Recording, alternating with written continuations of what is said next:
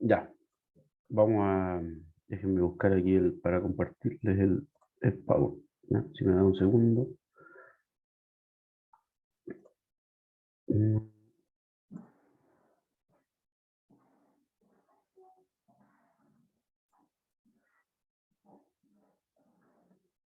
eh,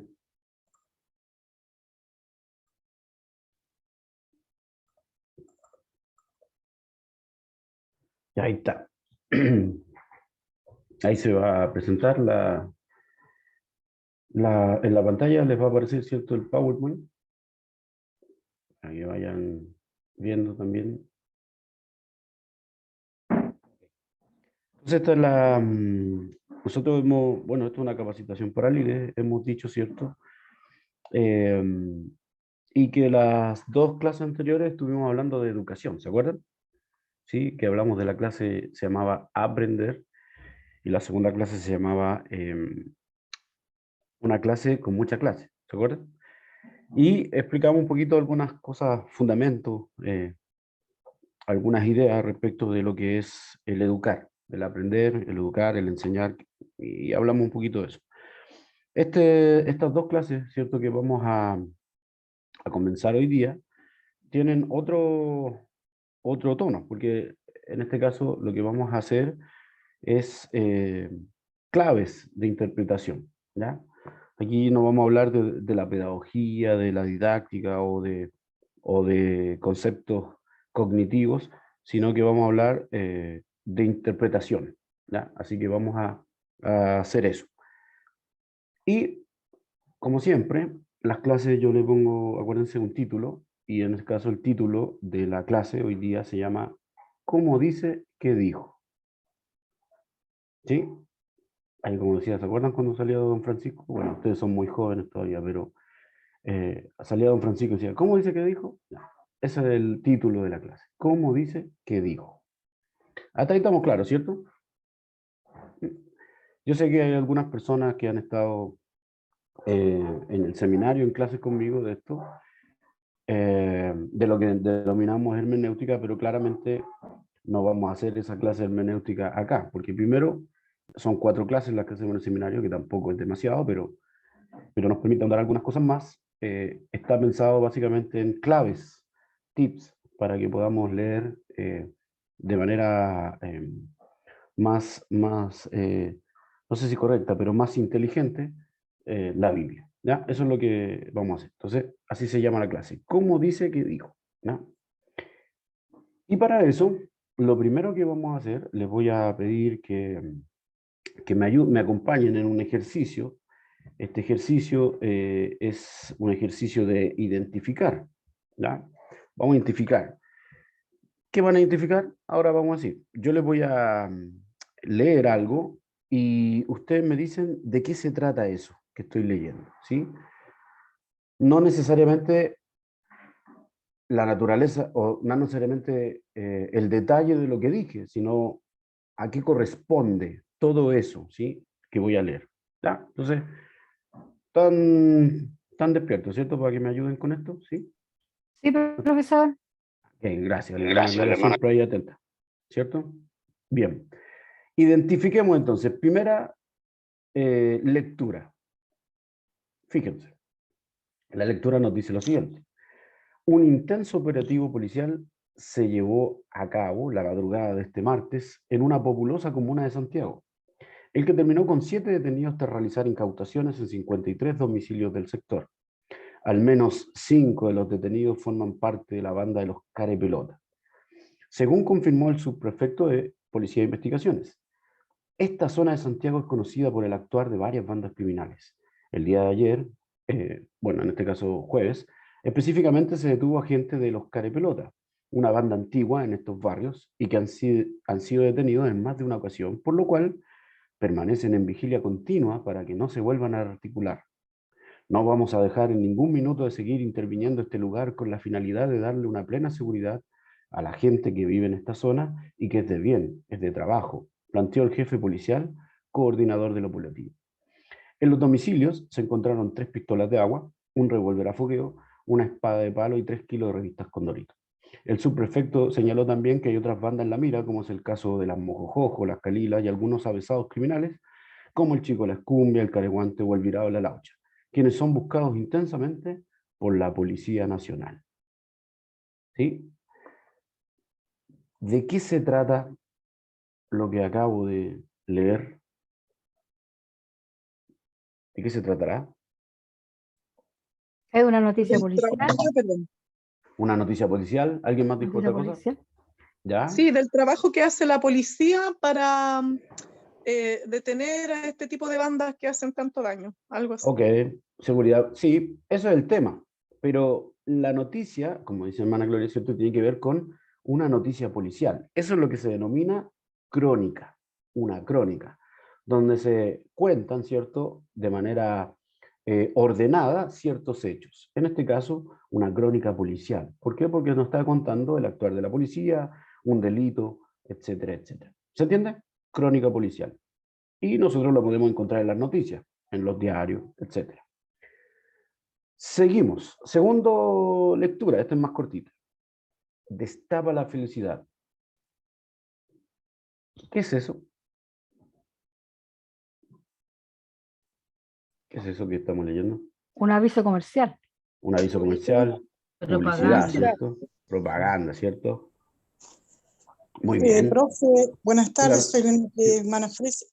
Bueno, de acuerdo a Dígame. mi opinión, principalmente es un tema de publicidad, para Es mí de publicidad. marketing, porque ¿qué produce, qué sensación produce la Coca-Cola al consumirla? Sí, por supuesto, están tratando de venderle algo, por lo tanto es publicidad. ¿Sí? Bien. Veamos algo más. Volverán las oscuras golondrinas en tu balcón sus nidos a colgar, y otra vez, con el ala, a sus cristales, jugando llamarán. Pero aquellas que el vuelo refrenaban tu hermosura y mi dicha a contemplar, aquellas que aprendieron nuestros nombres, esas no volverán. Volverán del amor en tus oídos las palabras ardientes a sonar. Tu corazón de su profundo sueño tal vez despertará, pero mudo, absorto y de rodillas, como se adora a Dios ante su altar, como yo te he querido, desengáñate, así no te querrán. ¿Qué es eso que acabo de leer? Un poema. Poesía, ¿cierto? Gustavo Adolfo Bécquer, ¿sí? El poema Volverán las oscuras golondrinas. Ok, otra más. Fíjense, atento. Yo sé que a lo mejor esto les parece más raro, pero atento. Con el paso de los años te volverás casero. Tu hogar será el refugio de amenazas exteriores. Tendrás que buscar nuevos amigos y posiblemente nueva familia después de haber estado en cuarentena. En el amor, si eres soltera y te pilló la cuarentena, seguirás soltera. Si eres casada y te pilló la cuarentena, probablemente también vuelvas a ser soltera. Recuerda que los hijos son la alegría del hogar, aunque tengan más de 3 y no los puedas sacar del pequeño espacio en el que vives. Agüita de melisa para esos nervios y siempre en actitud optimista son la clave para sobrellevar la situación. Tu color el azul, tu número el 8. ¿De qué estamos hablando aquí? Es como el horóscopo, una cosa así. Sí, yo sé que ustedes no lo conocen, pero sí, es el horóscopo, ¿cierto? Que, dicho sea de paso, lo hacían los periodistas, por si acaso. ¿Ya? El horóscopo que le trata de decir algo del futuro, ¿ok? Algo más, pongan atención. Mirándote a los ojos juraría que tienes algo nuevo que contarme. Empieza ya, mujer, no tengas miedo. Quizá para mañana sea tarde. Quizá para mañana sea tarde. ¿Y cómo es él? ¿En qué lugar se enamoró de ti? ¿De dónde es? ¿A qué dedica el tiempo libre? Pregúntale, porque ha robado un trozo de mi vida. Es un ladrón que me ha robado todo. ¿Qué es eso? Una canción. Una Quiero cantar, canción. profesor. Cántela, cántela. No. Una canción de José Luis Perales, ¿cierto? Que se la canta, en realidad se la escribe a su hija. Aunque algunos ven aquí como que le quitan la esposa o la mujer, qué sé yo, pero en realidad se la canta a su hija, ¿cierto? Que va a contraer matrimonio y él le dice, pero ¿cómo te va a ir de mí? Me robó todo ese ladrón, ¿sí? ¿Se entiende hasta aquí? ¿Sí? Muy bien. Deme un segundo.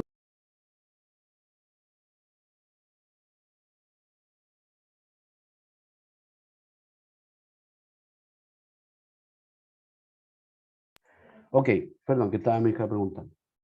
Entonces, ustedes identificaron claramente todo lo que aparecía aquí, ¿cierto?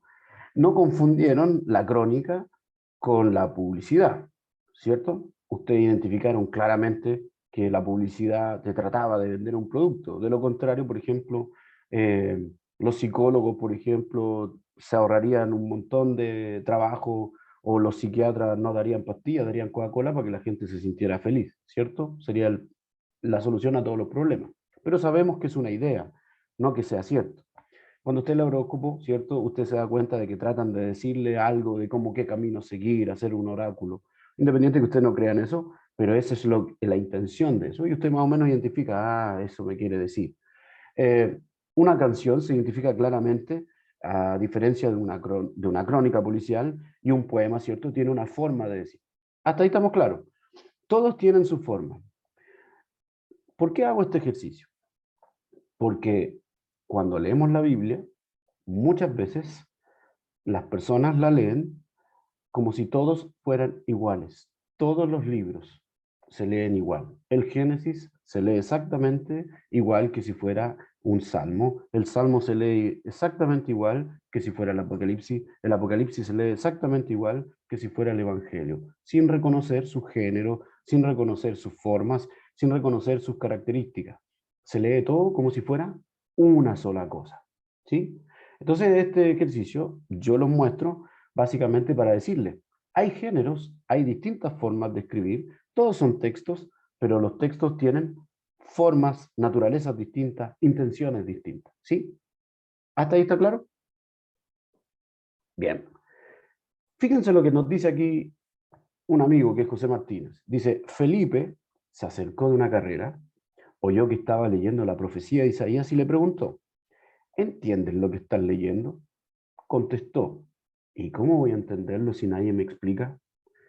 Este pasaje, ¿cierto? Que está en Hechos capítulo 8, que es conocido por nosotros, ¿cierto? Nos muestra lo que yo estoy tratando de decirle. Un hombre va leyendo mientras recorre su camino. Entiende las palabras, conoce el sistema de signos que va desgranándose en su lectura, capta la coherencia del texto, pero se le escapa, no sabe qué quiere decir realmente lo que lee. Necesita un guía, un intérprete, alguien o algo que le ayude a entender. Cuando ante un texto el lector no comprende el sentido, es necesario preparar la comprensión con una explicación. Con textos literarios, especialmente de otra época o cultura, nos encontramos muchas veces en esa situación, por lo que ha sido y sigue siendo necesaria una actividad de explicar para conducir a la comprensión. Esa actividad que nos permite comprender es lo que se denomina hermenéutica, ¿sí? Que es el arte y la ciencia, podríamos decir, de interpretar la palabra. ¿Se entiende eso? ¿Sí? Vale decir, cuando nosotros leemos la Biblia, debemos saber cómo leerla para poder interpretarla de la manera más correcta posible, ¿cierto? Y que Dios pueda hablarnos. Si todo lo leemos igual, si no hacemos las diferencias entre un género y otro, es posible que perdamos el sentido de vista y no nos enriquezcamos, ¿cierto?, con lo que Dios tiene que decir. ¿Qué es lo que nosotros leemos? ¿Qué es lo que leemos? ¿Qué es lo que interpretamos generalmente en nuestras vidas devocionales, en la iglesia, aquí mismo? ¿Qué es lo que hacemos? ¿Qué interpretamos? ¿Qué La libro Biblia. La Biblia, por supuesto, la Biblia, ¿cierto? Nuestro objeto de estudio, vamos a llamarlo así, sería la Biblia. Es lo que nosotros leemos y nos acercamos a ella, ¿cierto? Para poder interpretarla. Cada vez que la leemos, incluso devocionalmente, usted en su casa, lo que trata de hacer es interpretarla para ver qué es lo que Dios quiere decir. Eso es lo que nosotros confiamos. ¿Y por qué? Porque partimos de la siguiente idea, de que la Biblia es la palabra de Dios. ¿Y hay alguno de ustedes que esté aquí que no crea eso? No, ¿cierto? La mayoría de ustedes está de acuerdo conmigo en que la Biblia es la palabra de Dios. Nosotros así lo creemos. Por eso es que en nuestros cultos, por eso es que en nuestras actividades, por eso es que en nuestra devoción, nosotros utilizamos la Biblia y nunca hacemos las cosas según lo diga un libro de coaching, según lo diga un filósofo, sino que lo hacemos según lo que dice la Biblia, porque creemos que es la palabra de Dios, ¿sí? Eso está fuera de discusión. Ahora, esta palabra de Dios está escrita en un lenguaje humano. Y eso tampoco podíamos discutirlo. ¿Cuál es el lenguaje que habla Dios? ¿Qué idioma habla Dios? ¿Habla inglés? ¿Hablará arameo? ¿Hablará hebreo? No sabemos, ¿sí? Lo que nosotros sabemos es que Dios, para poder comunicarse con nosotros, utiliza el lenguaje humano. ¿Se entiende eso? ¿Sí? Por lo tanto, podríamos decir que la Biblia es la palabra de Dios en palabras de los hombres. ¿Por qué digo esto? Porque si hay un lenguaje humano detrás, entonces hay reglas que tienen que ver con el lenguaje. Y hay formas de interpretar ese lenguaje. ¿Sí? Por lo tanto, hay que ser conscientes al momento de leer de estas reglas, de estas normas, de estas formas que existen para poder leer correctamente. ¿Alguien tiene hasta aquí alguna duda, algún comentario, algo que quieran mencionar?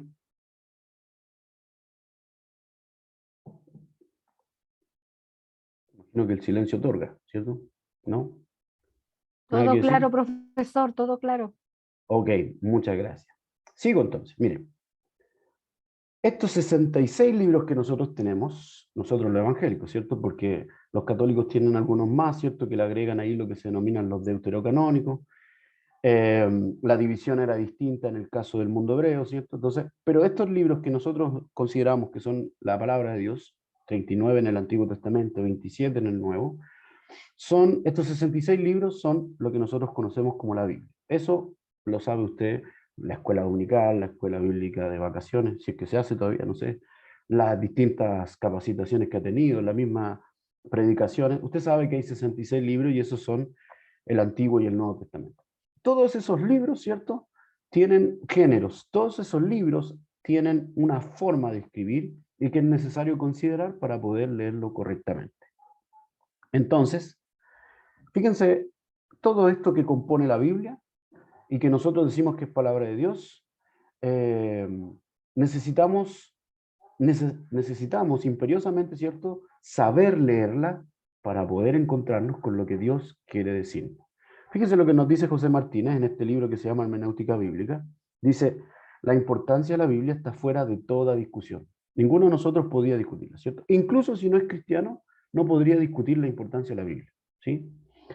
Porque sus libros, pero para nosotros sus libros, ¿cierto? Los 66 libros que están ahí, no son solo información sobre el judaísmo. No es que nosotros podamos aquí estudiar el judaísmo, la cultura judía, y hacer una especie de antropología cultural, ¿sí? Para nosotros es más que eso.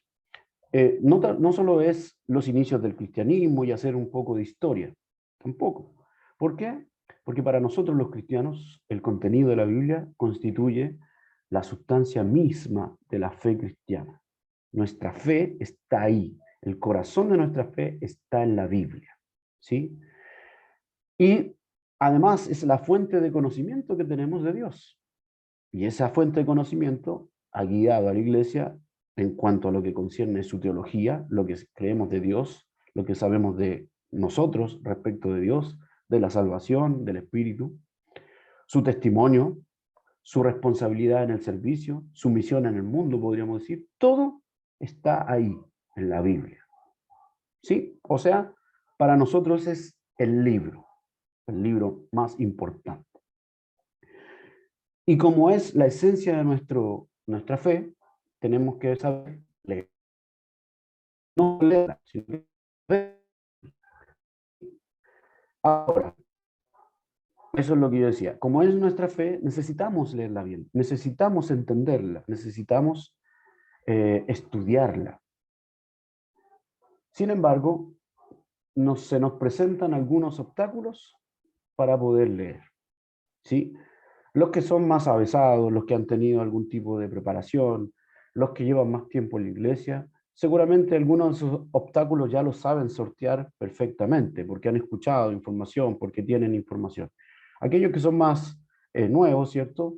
Todavía tienen algún obstáculo. Hay cosas que no entienden, así como esta historia cuando Felipe se acerca, ¿cierto? Y le pregunta al hombre que está leyendo si entiende lo que lee. ¿Qué obstáculos tenemos al leer? Primer obstáculo, la época en que se escribe. Nuestra Biblia, por lo menos nos separan mínimamente unos 2000 años de, ¿cierto? De civilización, de historia, a lo menos, ¿cierto? Porque si nosotros consideramos, por ejemplo, que se escribe esta Biblia alrededor del siglo I, siglo II después de Cristo, el Antiguo Testamento, perdón, el Nuevo Testamento, eso nos da, ¿sí?, el año 200, el año 300 después de Cristo, y estamos en el año 2020, o sea, más de 2000 años. Si consideramos los textos del Antiguo Testamento, entonces esto se dispara unos 5000 años. Imagínense, 5000 años de diferencia entre lo que se escribió ahí y lo que nosotros vivimos hoy. ¿Se entiende eso, cierto? Hay una distancia gigantesca de tiempo que nos separa. Gigantesca, cosas que han pasado, que al momento de escribirse ellos no sabían porque no habían pasado todavía. Por lo tanto, hay una diferencia de historia, de avance, de progreso, de conocimiento, etcétera, etcétera. Es lo primero que nosotros sabemos, la época, ¿sí? Segundo, otro obstáculo que tenemos, ¿cierto?, para leerlo es el idioma. La Biblia fue escrita en un idioma que no es el español. ¿Sí? Por mucho que nosotros nos aferremos a este español de la Reina Valera, el vosotros sois, ¿cierto?, como si fuera el español del siglo XVI, por mucho que nos aferremos a eso, la Biblia no se escribió en español. Y yo me imagino que no le estoy diciendo ninguna cosa que usted no sepa, ¿cierto? La Biblia se escribe en el lenguaje del Antiguo Testamento, que sería el hebreo, y que ese mismo Antiguo Testamento en algún momento se traduce al griego, ¿cierto? Y tiene una versión griega de las escrituras hebreas, que es lo que se denomina la Septuaginta, o la versión de los 70, y el griego del Nuevo Testamento, que es un griego que además va a variar de acuerdo a su ubicación, ¿ya? Entonces tenemos un idioma distinto. ¿Hasta ahí estamos claros? ¿Sí? Miren, un ejemplo. En el Antiguo Testamento, en el Salmo 51, ¿se acuerdan de ese texto, no? El Salmo del pecador o del penitente. Esta súplica que se le atribuye a David cuando cometió pecado, ¿cierto? Y se quedó con Betsabé y además mandó a matar al esposo de Betsabé, así como para que, disculpen la expresión, pasara piola su pecado. Y que es enfrentado con Natán, ¿cierto? El profeta Natán lo enfrenta ahí. Se dice, ¿cierto?, que escribe este salmo, pero que podría ser para cualquier persona que siente esta súplica para que Dios lo perdone. Fíjense, el Salmo 51 comienza diciendo, ¿se acuerdan qué comienza diciendo, no? ¿Alguien que me ayude ahí para hacerlo más interactivo? Ten piedad de mí, oh Dios, ¿Ya? conforme a tus misericordias, conforme a la Fíjense. multitud de tus piedades, borra mis rebeliones. Hasta ahí me acuerdo. Exacto. Ten piedad de mí, oh Dios. ¿Sí? ¿Se acuerdan? Ten piedad de mí.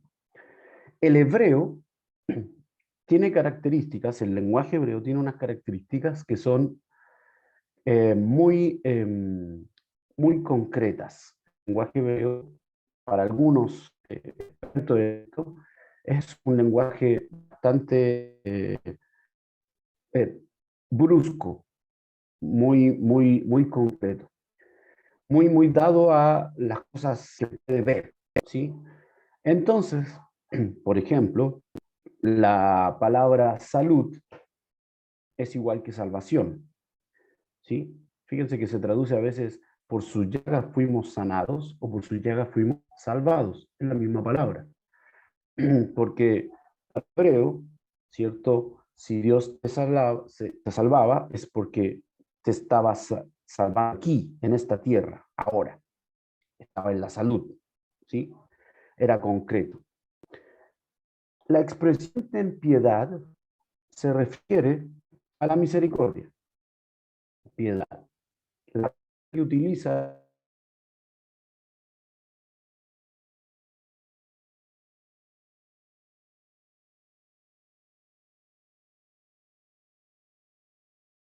ahí en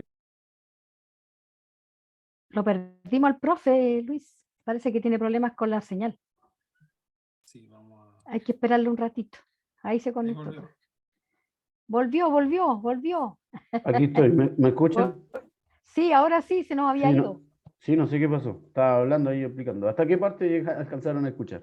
Sí, de repente se te cortaba, Sí, te voy a ir avisando. Sí, Sí. ok. No sé qué pasa. Estaba hablando de tus piedades, de las piedades. De la piedad, ya, ok. Sí. Ten misericordia de mí o ten piedad de mí, ¿cierto? La expresión ten piedad en el hebreo. Decía yo que se refería a un mendigo, a una persona que cuando, usted sabe, ¿cierto? Una persona mendiga es aquella que está, digamos, en la calle, ¿cierto? Y que estira su brazo pidiendo una limosna. Esa es la referencia, ten piedad. Esa es la misericordia, la expresión que dice ahí. O sea, de alguna manera el salmista se está poniendo como que es un vagabundo, un mendigo, alguien que no tiene nada, y que estira su mano esperando que le den una moneda. ¿Sí? Está clara la imagen, ¿cierto? Sí. De aquí viene lo bueno. Sin embargo, dice, conforme, ¿cierto? Ten misericordia de mí, ten piedad de mí, conforme a tu misericordia. Y esa expresión es una expresión distinta. Utiliza otra palabra para misericordia. Y en rigor, la palabra que utiliza es entrañas, o si quiere más cercano al original, útero. Ten misericordia de mí, o ten piedad de mí, como yo soy un vagabundo, te estoy pidiendo una limosna, pero ten piedad de mí como si me hubieras parido. ¿Quién tiene útero? ¿Los hombres? Las mujeres. Por lo tanto, se está refiriendo a Dios, que Dios tenga misericordia de él como si fuera su mamá. Miren qué lindo. Lo que está refiriéndose, ¿cierto? En el hebreo es, Dios, yo soy un mendigo, te estoy pidiendo una limosna, ¿sí? Soy alguien que no vale nada, que está marginado. El mendigo, los judíos, estaba marginado de la sociedad. Era alguien que estaba básicamente excluido de todo. Era un pecador. De hecho, ni siquiera lo miraban. Por lo tanto, él se pone como que si fuera eso. Pero cuando se refiere a Dios, sabe que Dios no va a tener misericordia como alguien que pasa y le tira una moneda sin mirarlo, sin dignidad, sino que lo va a tratar como si Dios fuera su madre. Por eso nosotros podemos asociar. ¿Se acuerdan cuando el famoso dicho ese, las madres se sacan de la boca lo que comen para dárselo a los hijos? Solo una madre podría tener una misericordia de tal manera que se pone en el lugar del hijo, por mucho que el hijo fuera como fuera. ¿Se entiende eso? Miren qué lindo. El hebreo, ¿sí? Y tenemos el caso del Nuevo Testamento que está escrito en griego, ¿sí? Y el griego, que usted seguramente sabrá, es el griego que se le denomina el koiné, común. Pero este griego común no en todas partes se hablaba igual, ¿sí? Es como el español en América Latina. Todos hablamos español, ¿cierto? Derivado seguramente del castellano, porque esos son los que llegan, en el caso de Chile, el castellano, los andaluces, etc. Pero todo derivado del español. Sin embargo, no todos hablan igual, ¿o sí? Y además, hay palabras que suenan igual, pero significan cosas distintas en el mismo español, de acuerdo a la región donde usted esté. Por ejemplo, si yo le hablo de una guagua, ¿de qué le estoy hablando? ¿De qué le De estoy un bebé. hablando? De un bebé, ¿cierto? De alguien, una persona recién nacida, una guaguita, ¿cierto? Pero si yo le hablo de la guagua a un colombiano, ¿de qué le estoy hablando? De la micro. De la micro, ¿cierto? Mm. O sea, si usted le dice al hermano colombiano, míreme la guagua, El hermano va a salir a la calle a mirar la micro. No va a mirar el bebé.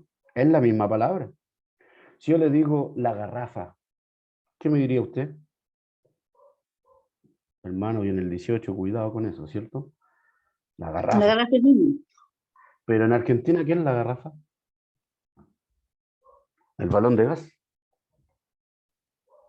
Si yo dijera, uy, esta niña que es pava, ¿qué estoy hablando? De que le falta algo, ¿cierto? Está en la del pavo, le falta entendimiento.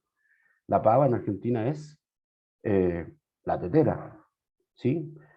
En el mismo caso de Chile, las mismas palabras, los mismos objetos se llaman distintos. Usted puede comer en Chile pan batido, pan francés o marraqueta. Y estamos hablando de lo mismo, ¿o no?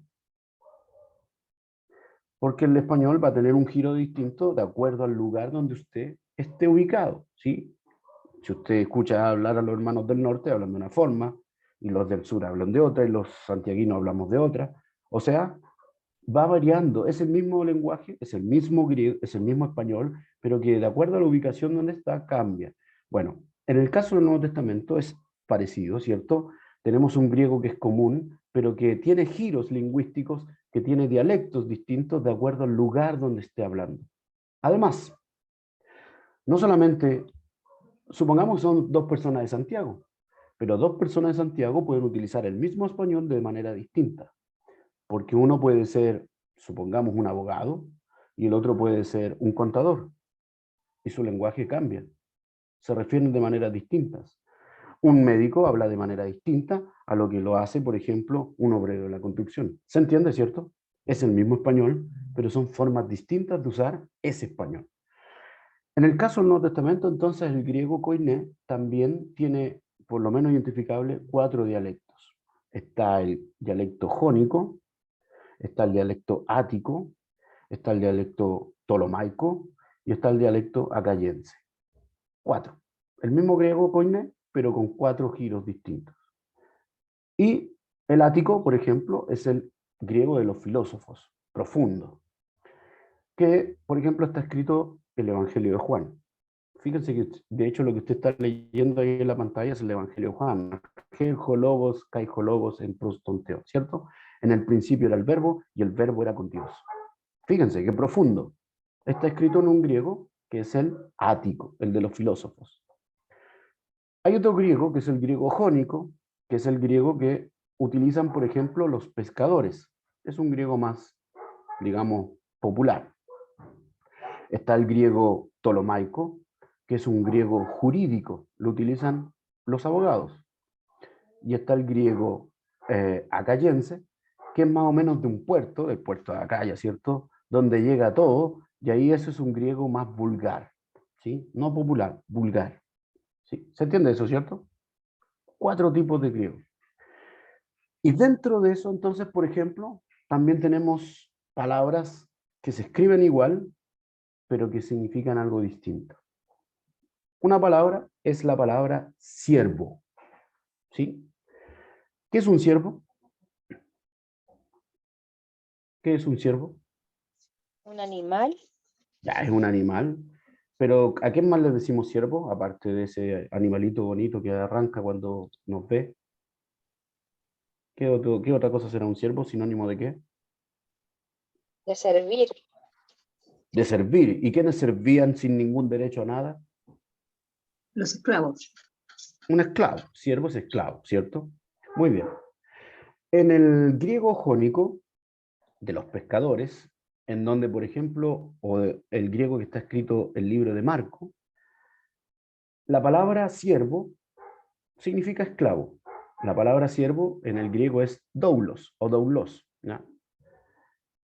En el griego de Romanos es un griego jurídico, es un griego ptolomaico, que ni siquiera el apóstol Pablo manejaba bien, y por eso es que tiene un secretario que escribe la carta, Tercio. Si usted lee el final de la carta, dice, yo Tercio, quien escribió la carta, etc.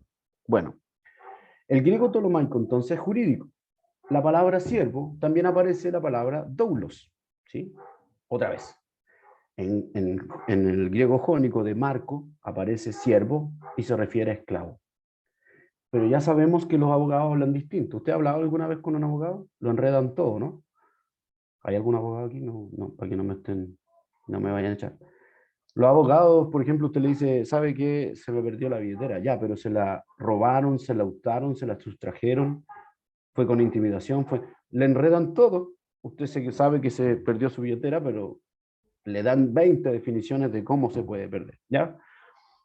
Ok, fíjense que el apóstol Pablo comienza Romanos capítulo 1, dice, Pablo, siervo de Jesucristo, llamado a ser apóstol, ¿sí?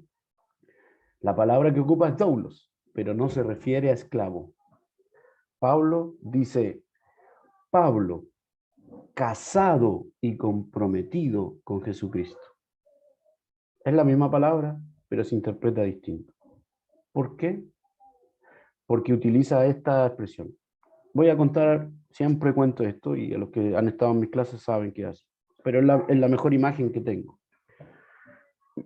Los domingos, mesa familiar, casa de mis suegros, mi suegra sirve la comida o están sirviendo comida, mi suegro se sienta ahí, ¿cierto? Familia tradicional, la mujer sirve la comida, están todos sentados conversando, mi suegro no ha probado bocado, nadie se da cuenta, todos conversan, para allá para acá, se ríen, y de repente mi suegra va y le pone la sal al lado, y mi suegro le echa la sal y se pone a comer. Nunca pidió la sal, ¿sí? Tampoco nunca se paró a buscarla, entre comillas, ¿cierto? No le cuentan a mi suegro que dije eso. Y, sin embargo, mi suegra sabía que necesitaba sal. ¿Por qué lo sabía? Porque lo vio y conoce sus gestos. Como tiene una relación íntima con él, lo conoce aunque no hable, sabe lo que le pasa, ¿sí?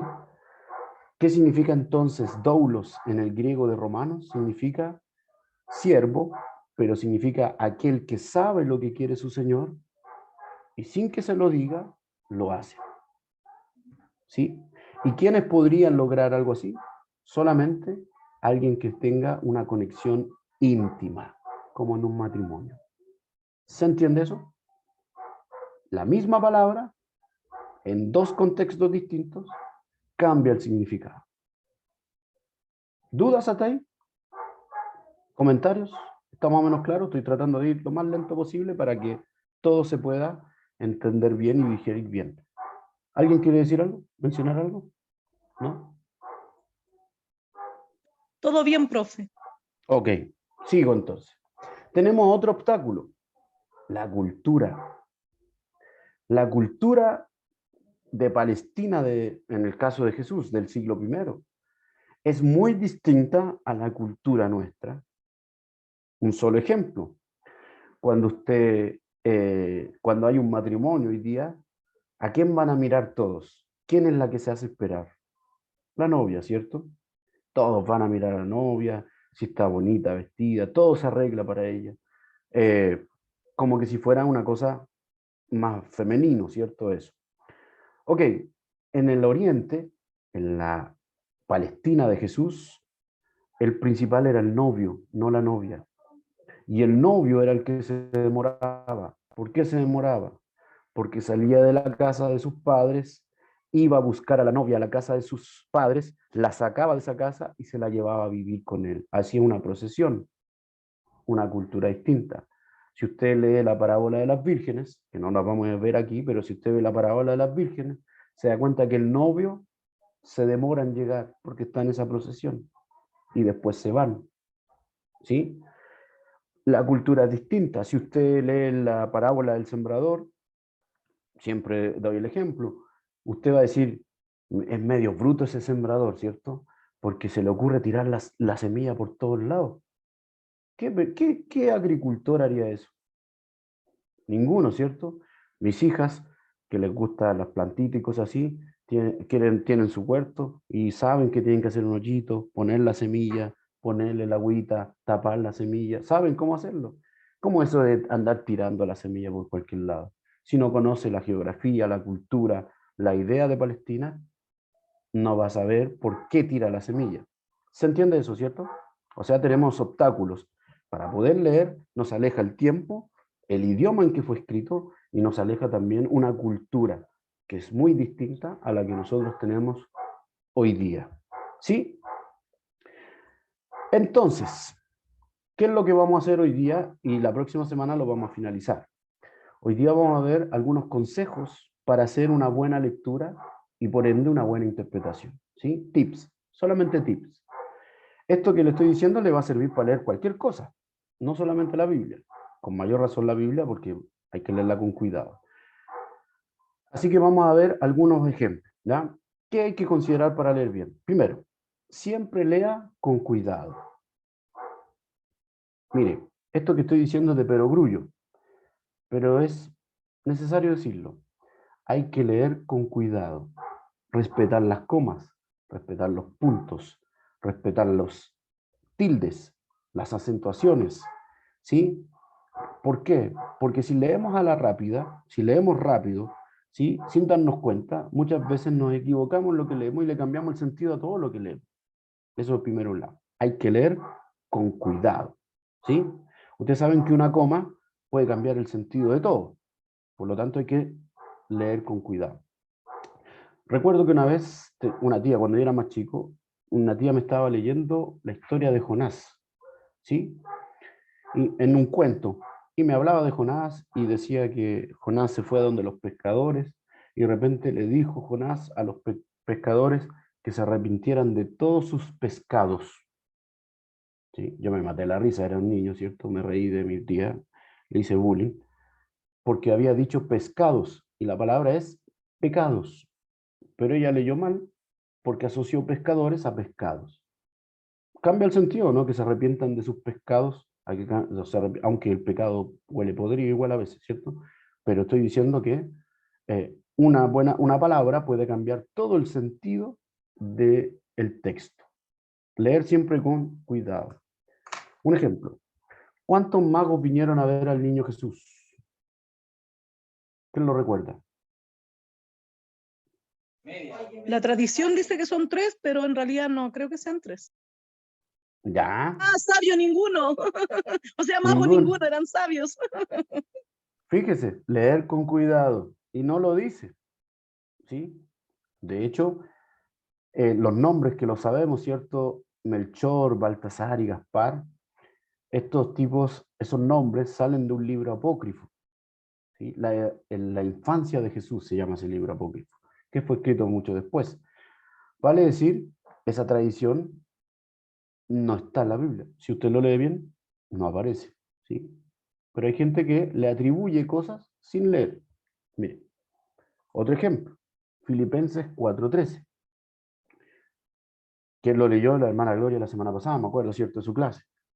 Si usted lo lee sin contexto, si lo lee rápido, dice, todo lo puedo en Cristo que me fortalece. Ok, todo lo puedo hacer.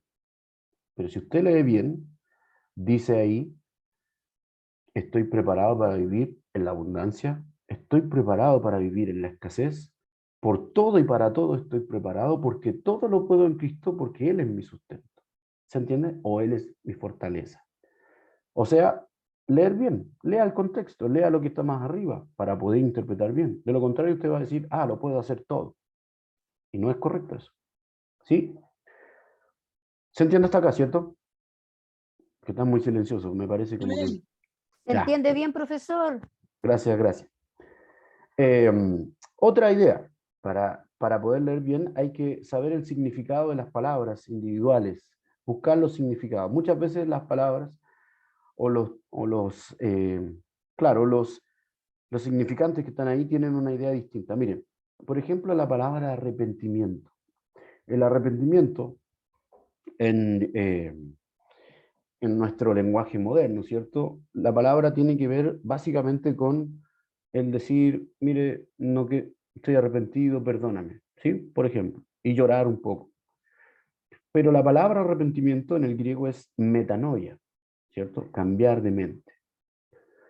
Fíjese que no es solo decir, tener un gesto de constreñimiento, ¿cierto? Y decirle a usted, perdóname, nunca más lo voy a hacer y llorar, sino que tiene que ver con cambiar la mentalidad. ¿Por qué?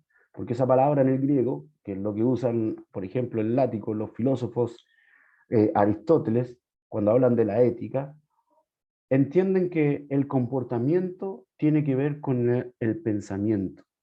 Yo actúo de acuerdo a lo que considero en mi pensamiento. Si yo creo que robar no es malo, entonces, si yo tengo esa idea en mi cabeza, voy a robar, porque nunca voy a pensar que es malo. Si yo considero que mentir en algunas ocasiones está correcto, entonces, porque eso está en mi cabeza, yo voy a mentir en algunas ocasiones. O sea, en mi mente, en mi forma de pensamiento, es donde está mi actuar. Ahí nace mi ética. ¿Se entiende eso, cierto? Por lo tanto, si usted quiere arrepentirse, no puede solamente decirlo, sino que tiene que cambiar su idea de las cosas. Porque usted a lo mejor, voy a poner un ejemplo trágico, ofenda a una persona, le dice una mala palabra, la ofendió, y entonces después usted se asusta porque la otra persona tuvo una reacción desfavorable, piensa mal de usted, tiene una forma de comportarse distinta con usted, y entonces te dice, estoy arrepentido, perdóname, ¿sí? Pero en realidad yo no creo que sea para tanto que tú reacciones así por lo que te dije. O sea, en otras palabras, está pensando que no es tan malo decirlo. No ve su error, ¿se entiende? Hay que cambiar la mentalidad. Si uno cambia la mente, cambia su comportamiento. Por eso el apóstol Pablo dice, si ustedes tenían una forma de pensar, cámbienla, renueven su entendimiento. ¿Sí? No se conformen a este mundo. La mente de Cristo, el pensamiento de Cristo. ¿Sí? Metanoia. Otra consideración para poder leer, el contexto. Si usted no comprende el contexto, si usted no toma un versículo dentro del contexto, lo más probable es que usted lo esté sacando, lo esté tergiversando e interprete fuera de lugar. ¿Sí? Como dicen por ahí, si usted saca un texto fuera de contexto, en realidad lo único que está haciendo es un pretexto. ¿Sí? El contexto importa, siempre. Por eso, si usted lee un puro versículo, así como los panes de vida, ¿cierto? No sirve mucho si usted no lee el contexto. ¿Por qué dice eso? Pasajes paralelos. ¿Qué significa esto? Significa que si yo, por ejemplo, estoy leyendo, por decir alguna parábola, voy a revisar, ¿cierto? Si hay otra parte en donde se menciona algo igual, parecido, y lo comparo para ir generando más sentido a lo que estoy hablando, para ir entendiendo por qué hay diferencias o cuáles son las semejanzas, teniendo una comprensión mucho más cabal del texto. Otra idea, el mensaje de la Biblia completo. Si usted lee algo y lo interpreta, tiene que saber que esa interpretación debe estar o coincidir con el mensaje completo de la Biblia. Por ejemplo, antiguamente había una traducción que decía, quien no aborrece a su padre y su madre no es digno de mí. ¿Se acuerdan de eso, cierto? ¿Alguna vez lo habrán escuchado? Quien no aborrece a su padre y su madre no es digno de mí. ¿Eso está en sintonía con todo el mensaje de la Biblia o no? ¿O algo hace ruido ahí?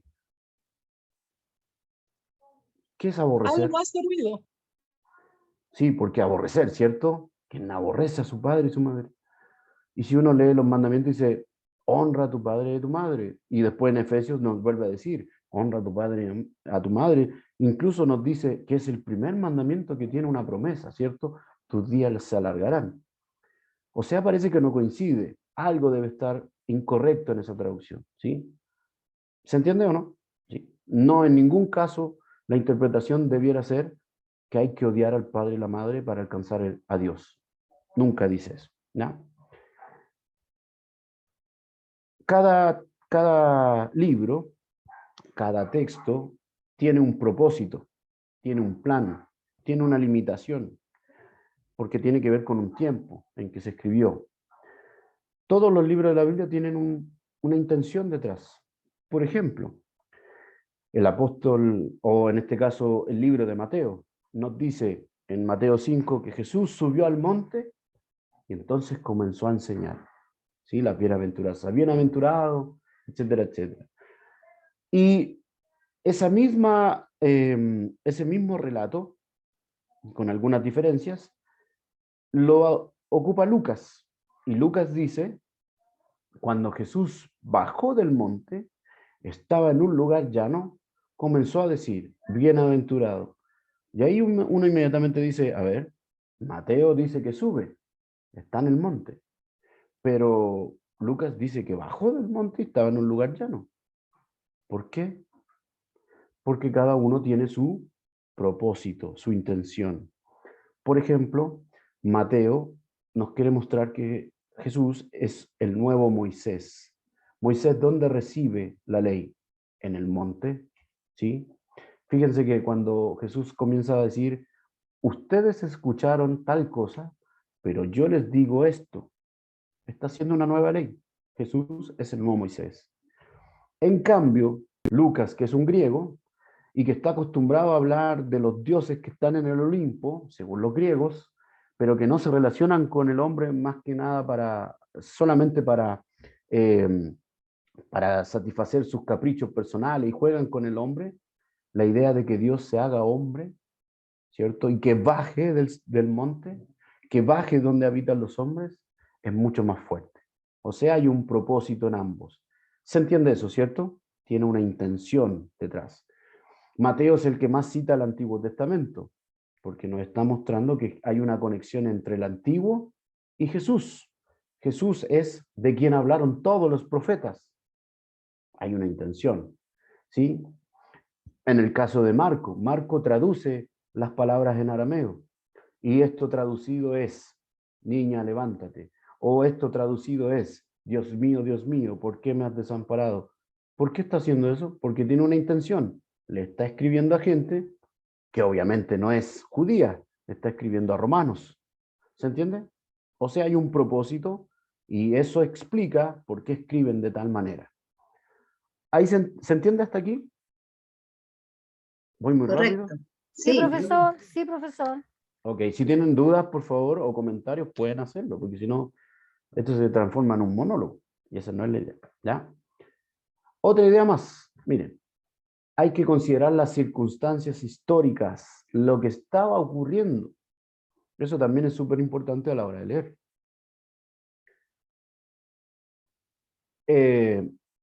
Esas circunstancias históricas nos iluminan sobre por qué se está diciendo lo que se dice, por qué esa historia está en eso, ¿sí? Las circunstancias históricas son fundamentales para poder interpretar un texto. Y tener claro que hay una clave entre los dos testamentos. ¿Cuál es la clave entre los dos testamentos? ¿Cuál será la clave entre los dos testamentos? Jesús. Por supuesto, ¿cierto? Y no solo Jesús, sino la cruz, la muerte y la resurrección de Jesús. Es, de alguna manera, la bisagra, el centro, el mensaje principal de todo la Biblia. El antiguo, ¿cierto?, se consuma en ese momento y el nuevo empieza en ese momento. Por lo tanto, Jesús es la clave de ambos testamentos. ¿Se entiende eso? Por lo tanto, hay que leer en clave cristológica, de alguna manera. Hasta ahí, ¿alguna duda? ¿No? No, profe. Todo Bien. claro, profesor. Miren, vamos a hacer un ejemplo. Vamos a ver una lámina más y después vamos a hacer una lectura. Y en esa lectura vamos a tratar de llevar a cabo lo que estamos diciendo. ¿Por qué solamente me interesa esto hoy día? Para generar la conciencia de que hay que leer bien, ¿cierto? Aunque algunos de ustedes ya lo saben. Y la próxima semana lo que vamos a hacer, vamos a ver figuras literarias y géneros literarios que están presentes en la Biblia y algunas reglas de interpretación. Es todo lo que vamos a hacer, ¿sí? Aposté por algo más sencillo, pero que quedara. Entonces, vamos a explicar una última cosa. Dígame. Disculpe que lo interrumpa, pero Sí, me dígame. queda en mi disco duro. ¿Sí? ¿Por qué tan importante es o cómo saber mayor abarcar el tema de los sucesos y las circunstancias históricas, independientemente ya sea de cualquier texto que se saque de la Biblia? Uh-huh. ¿Por qué son importantes las circunstancias históricas? Porque las circunstancias históricas le están explicando muchas veces por qué está diciendo lo que dice alguien, ¿sí? Cuando usted, por ejemplo, no considera lo que está pasando en el momento para decir eso, usted genera un texto que fuera atemporal. Y como es atemporal, lo busca y lo interpreta de cualquier manera sin considerar la intención del autor. ¿Ya? Eso por un lado. Eso no significa que un texto que se escribió hace 2000 años atrás no pueda ser que no tiene tiempo, que no tiene tiempo. ¿Ya? Eso no significa que si usted toma un texto, ¿cierto?, le ilumine su presente hoy día.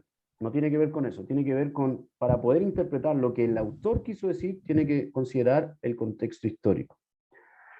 Un ejemplo. Hay en el caso del Apocalipsis, vamos a poner el Apocalipsis. Cuando empieza a hablar el Apocalipsis, esto daría para largo, pero voy a tratar de ser lo más breve posible. Cuando empieza a hablar en el capítulo 1 del Apocalipsis, ¿cierto? En el verso 9 dice, yo, Juan, su hermano, copartícipe en la tribulación, ¿cierto? Y en la paciencia y la espera del reino que es. Y comienza a hablar.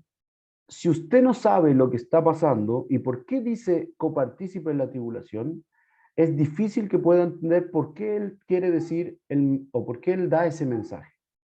Y explico.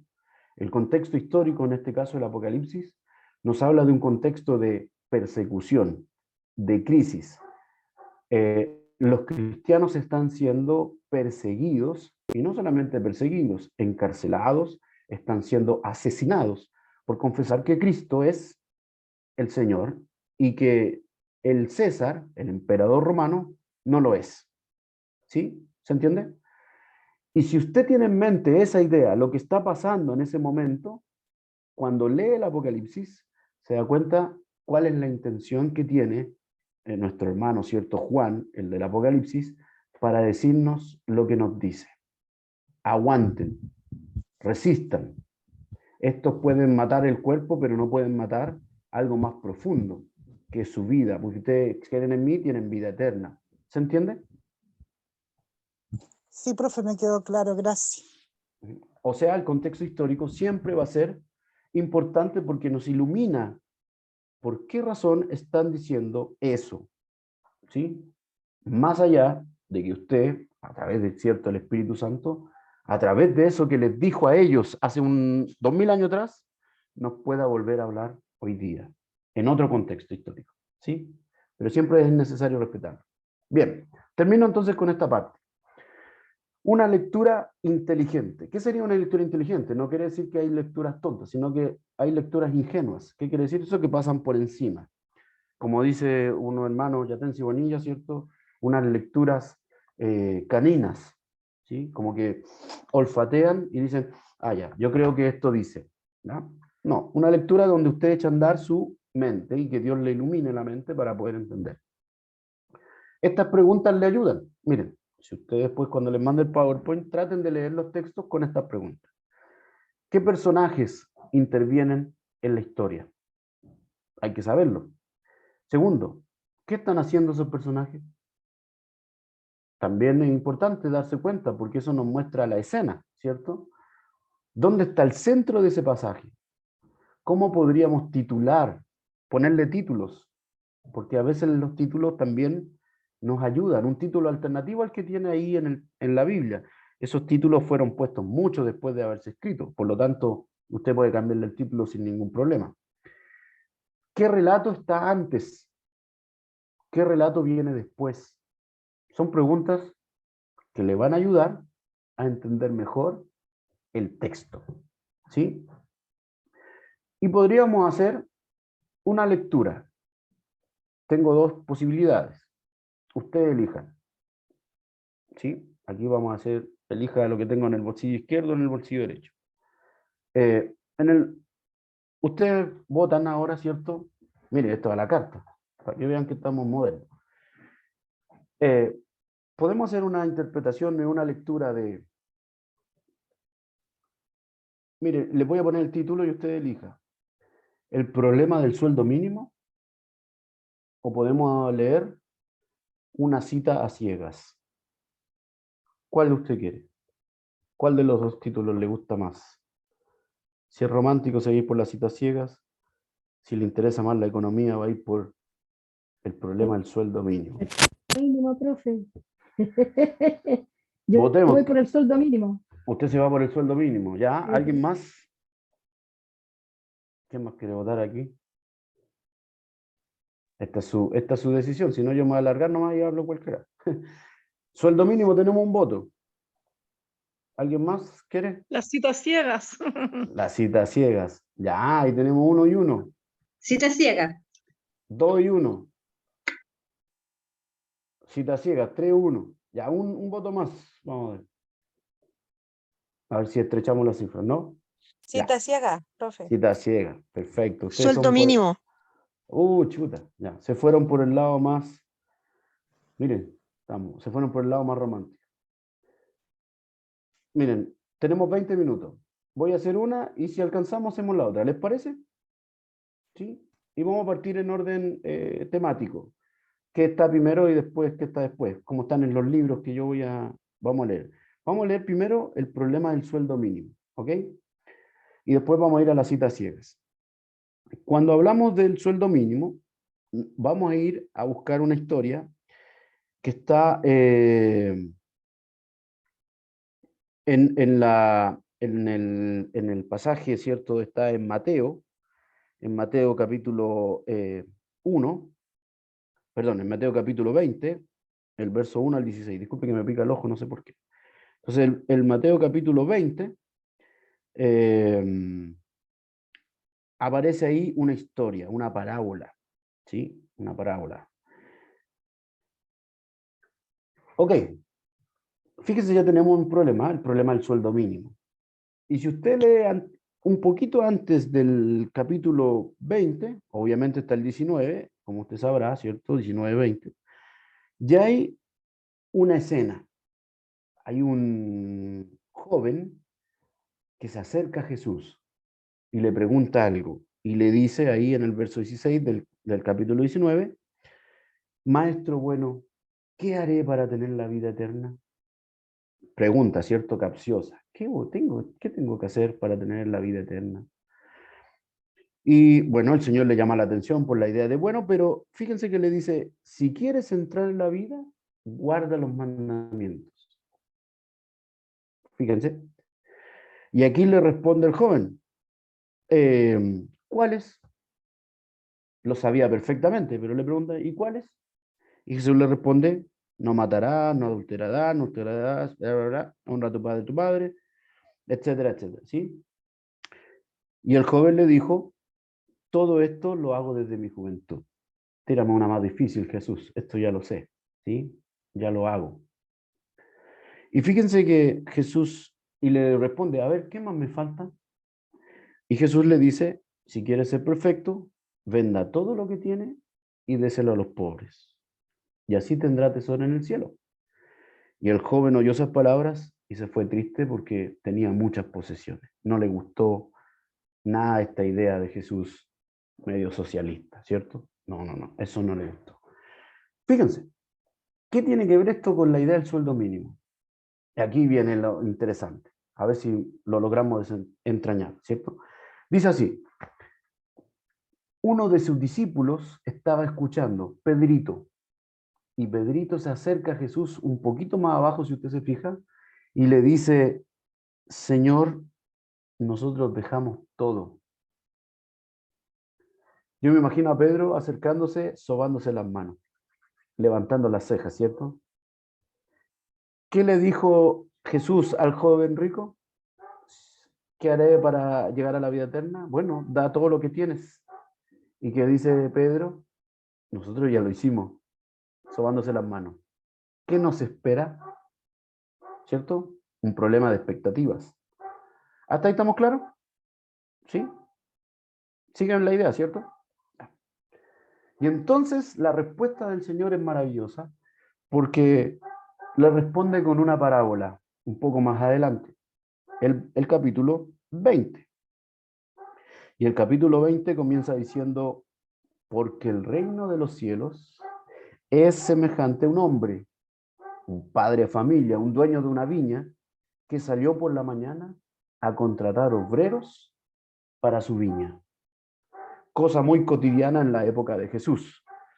Las viñas, ¿cierto? En el momento de generar la cosecha y sacar las viñas, ¿cierto? Sacar la uva para procesarla, necesitaban gente. Y entonces iban a contratar gente a la calle, a la plaza. Y entonces dice que uno de estos dueños de la viña sale a contratar personas y se encuentra unos, en la primera hora del día, 6 de la mañana, y tiene unos tipos que contrata. Y esto es interesante porque nos muestra un diálogo. Hacen un contrato, fíjese, un contrato laboral. Les dice, habiendo convenido con los obreros en un denario al día o en un jornal, ¿cierto? Los envió a su viña. O sea, hay un contrato de trabajo. Vayan a trabajar a la viña y yo les voy a pagar el sueldo correspondiente a un día. ¿Sí? Eso es lo que está diciendo. ¿Cuánto, si lo traemos a la idea actual, cuánto es el sueldo mínimo? 400.000 pesos, ¿cierto? ¿Sí? Lo dividimos en 20, serían 20.000 pesos aproximadamente, o no, lo que gana, ¿sí? Y si eso lo dividimos por hora, supongamos que trabaja 8 horas, serían como 2.500 pesos por hora. ¿Sí? Más o menos. No sé si estoy tan bien en los cálculos, no soy tan matemático. Pero supongamos que fuera eso. Les va a pagar lo que correspondía a un día de trabajo. Y fíjense que salió a las 9 de la mañana, salió también un rato después, y nos muestra varios personajes incidentales porque no dice nada. A los que salen a las 9 de la mañana dice, vayan también, les pago lo que es justo. ¿Sí? Y al final nos muestra una tensión entre estos que contrató a las 6 de la mañana y hay unos que llegó a las 5 de la tarde y los encontró desocupados. Nadie los había contratado y les dice, ¿por qué están ahí? ¿Cierto? Vayan a trabajar. Quedaba 1 hora de trabajo, pero los manda igual a trabajar. Hasta ahí estamos bien, ¿sí? Y entonces, cuando se acaba la faena, el dueño de la viña le dice a su contador, págales. Pero empieza primero por los que llegaron al último, a los que llegaron a las 5 de la tarde. Y cuando se ponen a la fila, ¿cierto? Reciben 20 luquitas. Reciben el total del día. ¿Y cuál fue el problema? ¿O cuál fue el asunto que ocurrió? Los que llegaron a las 6 de la mañana hicieron igual que Pedro. Se sobaron las manos y dijeron, si a estos que estuvieron 1 hora les pagó el total, a nosotros nos va a pagar más entonces. ¿Sí? Se hicieron unas expectativas. Y cuando llegaron al momento de la caja, el contador les pagó 20.000 pesos igual. Y comenzaron entonces, aquí les salió a los chilenos o latinoamericanos, comenzaron a murmurar. Nada que ver. Nosotros aguantamos el sol de todo el día y estos llegaron y les pagan lo mismo. No, esta cuestión es injusta. ¿Cierto? No, yo voy a ir a reclamar. Seguramente dijo uno. Yo estoy imaginando, no aparece ahí. Pero seguramente alguno habrá pensado así. Alguno dirá, no, yo este gallo lo voy a funar. No, nada que ver. Y entonces el dueño de la viña, escuchando lo que pasaba, se acerca y le dice, ¿qué pasa, amigo mío? ¿Cuál es el problema? ¿Sí? ¿Cuál es el problema de que yo haga lo que quiero con mi dinero? ¿Cuánto te dije que te iba a pagar? Contrato de trabajo. A ver, usted quiere ir a la inspección del trabajo. ¿Cuánto es lo que dije que le iba a pagar? 20.000 pesos, el sueldo de un día. ¿Y cuánto te pagué? 20.000 pesos. ¿Te estoy haciendo algún tipo de irregularidad? ¿Te estoy haciendo algún agravio? Te estoy pagando lo que dije exactamente que te iba a pagar. Legalmente estamos cubiertos. No tiene nada que reclamarme. El problema es otro. Es que a lo mejor usted tiene envidia de que yo sea bueno. ¿Sí? Y fíjense que si uno se pone a pensar que si le pagaba 2.500 pesos poniéndolo en plata chilena actual, a los que llegaron a la última hora, ¿qué le alcanza para comprar con 2.500 pesos? Sobre todo ahora que hay tanta inflación. ¿Qué le alcanzaría? Nada. ¿Podrían mantener una familia con esa plata? De hecho, estarían, no sé si bajo la línea o justo en la línea de la pobreza. Serían estos pobreza absoluta que se denomina. O sea, el problema no era la cantidad de trabajada, sino que el punto está en que Él es misericordioso y da de acuerdo a lo que necesitan. En la casuística judía, el que hacía bien se le pagaba bien, el que hacía el mal se le pagaba mal, ¿sí? Pero en el reino de Dios, Dios no nos paga de acuerdo a lo que nosotros nos merecemos, nos paga de acuerdo a su misericordia. ¿Qué nos prometió el Señor? La vida eterna. La tenemos, la salvación, la tenemos. Todo lo demás es solo misericordia. Si tenemos casa, si tenemos auto, si tenemos estudio, si tenemos comodidades, si no nos morimos de frío en el invierno, si no nos jodimos de calor en el verano, si vamos de vacaciones, todo eso es solo misericordia del Señor. No es nada que no hayamos ganado, solo misericordia. ¿Sí? ¿Se entiende? ¿Algo que quieran comentar? Yo, profe, Dígame.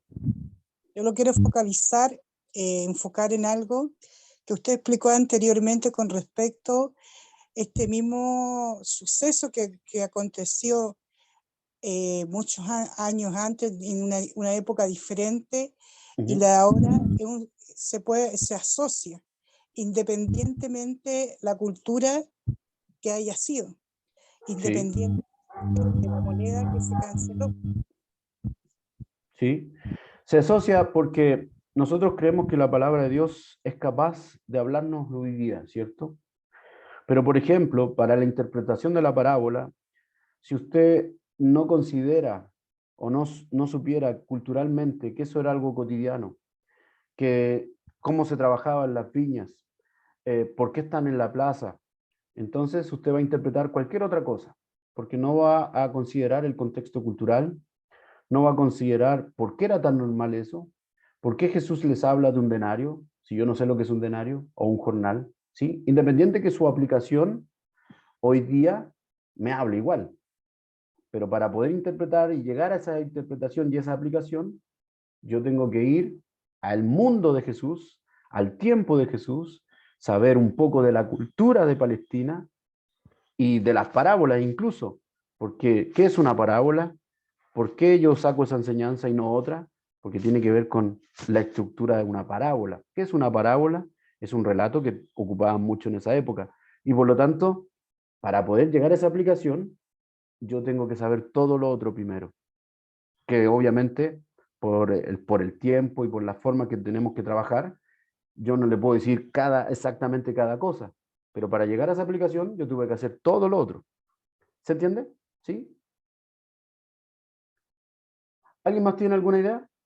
¿O un comentario, algún aporte que quisieran hacer? ¿No? ¿Alcanzamos a hacer la cita ciega o no? Nos quedan 8 minutos. ¿Les parece? ¿Vamos a las citas ciegas? Sí, ok. Vamos a ir entonces al capítulo 9 de Juan. El Evangelio de Juan, en el capítulo 9, nos muestra una historia de un personaje que era ciego. ¿Sí? Dice, al pasar Jesús vio a un hombre ciego de nacimiento y le preguntaron sus discípulos, Maestro, Rabí, ¿quién pecó, este o sus padres, para que haya nacido ciego? Respondió Jesús, no es que pecó este ni sus padres, sino para que las obras de Dios se manifiesten en él.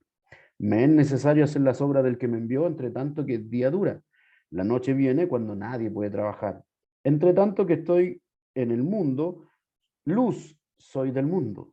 Dicho esto, escupió en tierra, hizo lodo con saliva, untó los lodos con lodo los ojos del ciego y le dijo, ve a lavarte el estanque Siloé, que traducido es enviado. Fue entonces y se lavó y regresó viendo. Entonces los vecinos y los que antes habían visto al ciego decían, ¿no es este el que se sentaba y mendigaba? Unos decían, él es, y otros, a él se parece. Él decía, yo soy. Y le dijeron, ¿y cómo te fueron abiertos los ojos? Respondió él y dijo, aquel hombre que se llama Jesús hizo lodo, me untó los ojos y me dijo, ve al Siloé y lávate, y fue, me lavé y recibí la vista. Entonces le dijeron, ¿dónde está él? Él dijo, no sé. ¿Sí? Esa historia ustedes la conocen, ¿cierto? El ciego de nacimiento. El contexto, un poquito antes, tenemos, ¿cierto?, que se estaba celebrando una fiesta en Israel. Ustedes saben que habían 3 fiestas que son solemnes para los judíos. ¿Conocen esas 3 fiestas o no? ¿Conocen esas 3 fiestas? Sí, hay 3 fiestas que los judíos las conmemoraban y venían de todas partes a Jerusalén para poder conmemorarlas. Y 3 fiestas que en su origen tenían un origen agrícola. La primera fiesta es la fiesta de la Pascua, ¿sí? Esta fiesta de la Pascua, que en su origen, ¿cierto?, en lo agrícola, tenía que ver con los primeros espigas de cebada que se producían, ¿cierto?, y que recogían y sacaban. Y entonces los agricultores sacaban todo aquello que era viejo porque empezaba todo nuevo, ¿sí?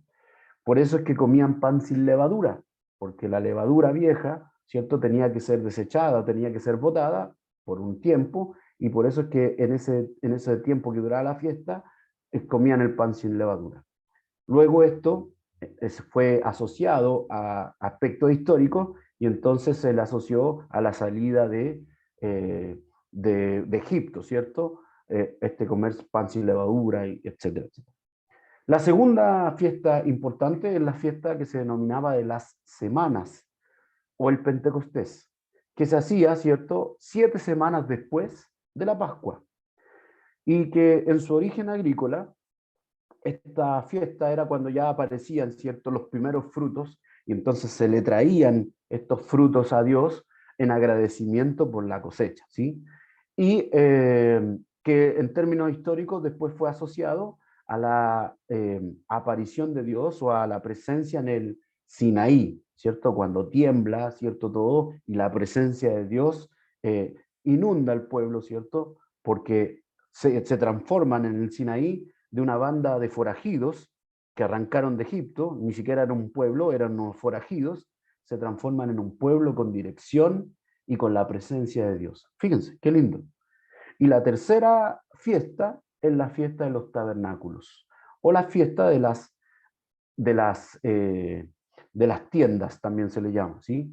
Esta fiesta donde después de la cosecha más profunda, ¿cierto?, venían los siervos, acampaban en el lugar donde iban a trabajar, hacían pequeñas tiendas, unas cabañas que hacían ellos, y vivían ahí, ¿cierto?, y tenían esta festividad, y que después se fue asociando a la peregrinación de Israel por el desierto, donde Dios en su tabernáculo les iba iluminando. ¿Sí? Hasta ahí estamos claros, 3 fiestas. Esta fiesta tiene que ver con los tabernáculos, la que viene antes de este pasaje que yo acabo de leer. Esta fiesta de los tabernáculos, además, duraba 8 días y tenía ciertos rituales que se iban dando, ¿sí? Dentro de esas fiestas rituales había un ritual con el agua y había un ritual con las luces. El templo, el altar donde estaban las mujeres, porque bueno, se separaban hombres de mujeres, el altar donde estaban las mujeres se ponían unos candelabros, ¿cierto?, iluminando todo el día y la noche. Entonces eso era un espectáculo maravilloso para los que venían en peregrinación, que veían todo iluminado, esa parte del templo. Y después de un tiempo venían los levitas y cantaban y entonaban, ¿cierto?, alabanzas a Dios. Ese es el momento que está ocurriendo. Y fíjense lo que dice Jesús. Yo soy la luz del mundo. Fíjense, coincide con la fiesta. Y en ese contexto entonces dice que Jesús se encuentra con un ciego de nacimiento. Miren, un ciego, precisamente alguien que está a oscuras. pero se encuentra con Jesús en su camino. Una cita a ciegas, porque no lo puede ver. Y no solo no lo puede ver, y aquí vamos a ver el camino del discípulo. Miren, cuando le preguntan, más allá de todo lo que ocurre, cuando le preguntan al ciego, ¿quién te sanó? Fíjense cómo responde. Dice, aquel hombre que se llama Jesús. Primer paso, ¿cierto? O primera etapa del cristiano. Aquel hombre. ¿Quién es Jesús? Un hombre. ¿Cuál? Cualquiera. Aquel hombre. O sea, tiene la vista, pero aún no ha podido ver. Miren. Fíjense que después más abajo, cuando los fariseos lo ven, porque llegó a la fiesta el ciego, llegó a celebrar ¿cierto? El día sábado, era el día de reposo, y el ciego llegó ahí a donde estaban celebrando, y los fariseos lo miran, se dan cuenta que le habían abierto los ojos y le empiezan a preguntar, lo empiezan a cuestionar. Y le dice, ¿cómo recibiste la vista? Y entonces él les dice, me puso lodo sobre los ojos, me lavé y veo. Y entonces, en el verso 16 dice, los fariseos decían, ese hombre entonces no es de Dios, porque no respeta el sábado. Y fíjense lo que le responde otro. ¿Cómo puede hacer un hombre pecador estas señales? Algo debe tener Jesús, no debe ser un pecador. Entonces volvieron a decirle al ciego, verso 17, ¿qué dices tú del que te abrió los ojos? Y él cambia su respuesta, ya no es aquel hombre. Fíjense, dice, es profeta.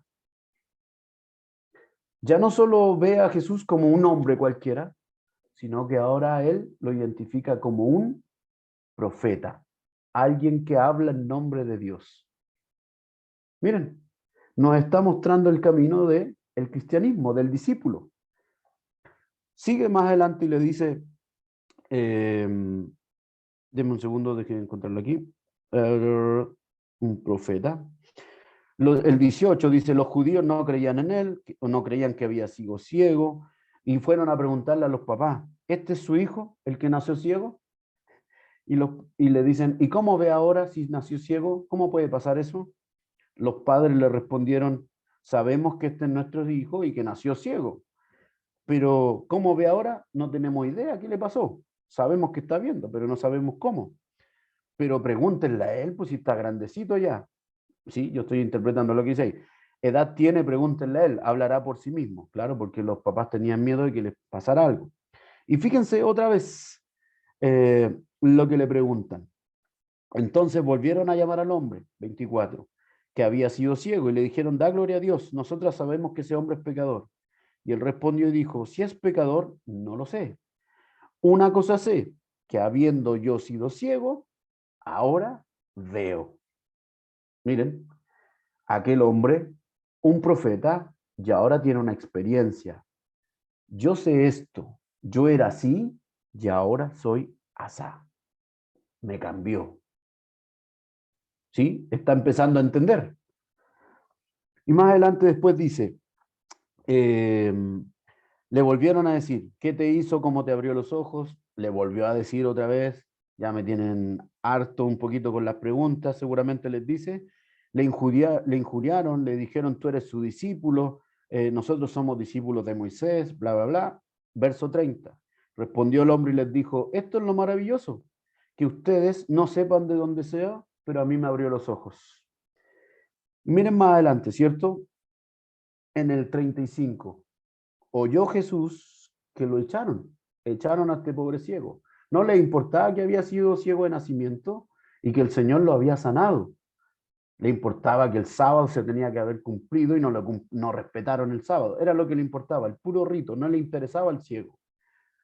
Fíjense que Jesús lo encuentra y le dice, ¿crees tú en el Hijo de Dios?